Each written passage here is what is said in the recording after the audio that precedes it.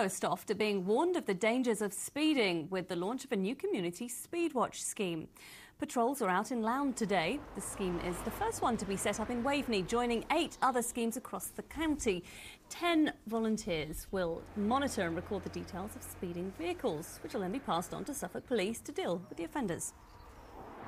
They see that there is an issue in their villages and they're really tired of got cars going through here at great speed, and it is a danger through like Corton and Lound. The streets are very narrow. They're only meant for horse and cart and not vehicles going through here, and they don't adhere to the 30 miles speed limit. Now Olympic silver medallist Gail Emms has started her postnatal Get Fit programme on a school sports field today in Kings Lynn. Yes, the former badminton champion spent the day at King Edward VII School promoting National School Sport Week, only 2.5 months after having a baby. Kate Prout reports. There's your pass. Good, good. A whole new ball game for the Olympic badminton player and former British champion, more used to the thwack of a shuttlecock than the thud of a handball. And considering it's just 10 weeks since she gave birth, not an entirely bad performance on the pitch. I can't help it. I know I just gave birth, but you know, it's sports and that's the competitor in me, and I like doing things like that. So I love being involved and I love seeing the passion and the enthusiasm here. I mean, we've been playing handball, nearly got a few balls in my head, but apart from that, yeah, still got it in me. Well, maybe not quite Olympic standard just yet. She was in with handball with us. And how was she? I thought she was quite good. She slipped over, but... A chance today also for children from 5 schools in Kings Lynn to try out some Paralympic sports. Kick it in. Blind football, for example, and boccia, a kind of sit-down bowls. Gail Emms won silver medal with her partner Nathan Robertson in the 2004 Olympics and World Championship gold in 2006. Today she was playing ambassador for the Youth Sports Trust and role model for wannabe Olympians, including 13-year-old Hannah Wright from Bury St Edmunds, already a promising swimmer and with her eyes firmly on the 2016 Paralympics. I know like training's hard, but kind of keep at it and you'll achieve your dream really if you keep training and working hard at it. Qualities that Gail Emms finally gets to demonstrate when she moves onto the badminton court, hoping to inspire another generation of sporting greats. Kate Prout, Anglia News, Kings Lynn. She seems like a nice girl, doesn't she? Good way to keep fit after having a baby as well. All these fit people, it's making me feel...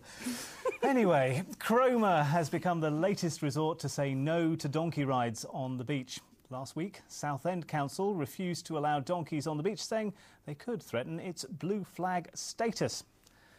Now, North Norfolk Council says donkeys don't fit in with their vision for the area. They want to keep the beaches safe and concentrate on what works best for the region.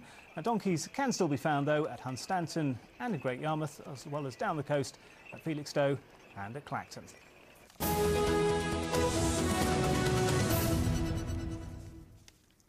Now, for many of us, it conjures up images of our school days. Cauliflower cheese.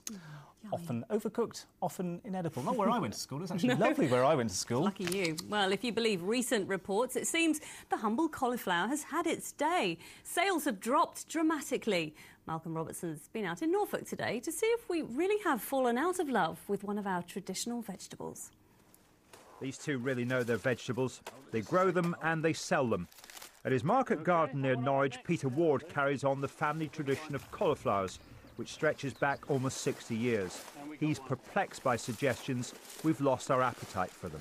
Well, that isn't strictly true. Cauliflowers are still one of my main sellers. I would say that with the advent of broccoli 10, 15 years ago, that has affected sales quite a bit.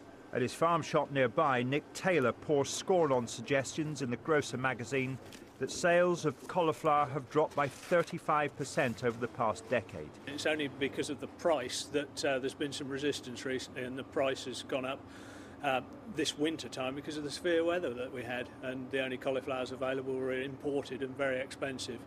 In the Broadland village of Wroxham, I struggled to find anybody with a bad word about the cauliflower. I like it, but I could do without it if I didn't want it. Lovely.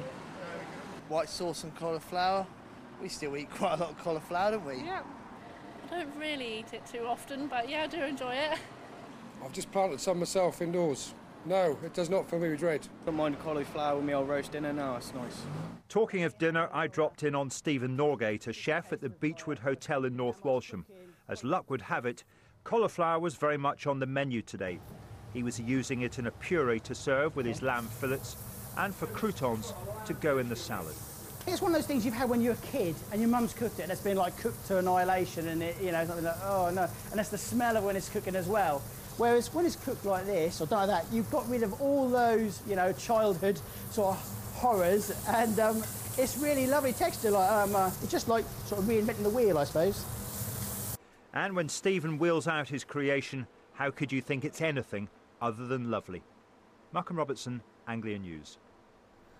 Good point. Now, Jo Dyson sounds like a pretty standard name for the manager of an under-12s football team, except when you realise that this Jo spells her name without an E. Well, 5 years ago, she knew nothing about the beautiful game, but that didn't stop her taking on her son's failing team when the previous coach quit. And this season, well, they only went and won the league. Tom Barton's been to meet her.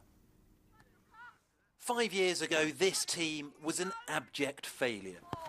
They lost 17 games out of 20 and came bottom of their league.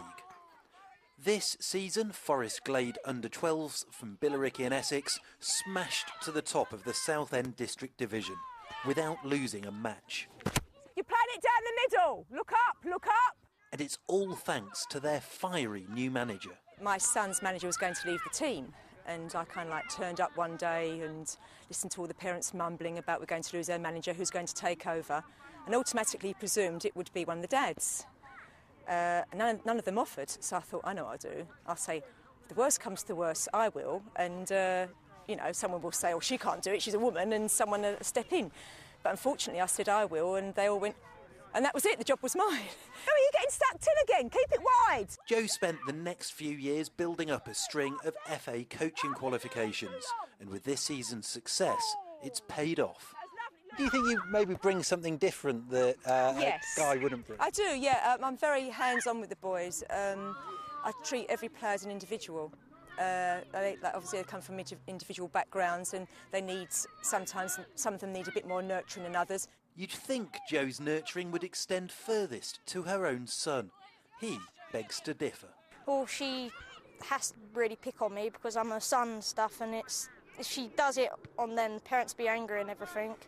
But yeah, she does whinge at me a lot. She says that I whinge back though. So what do the other boys make of having the league's only female manager?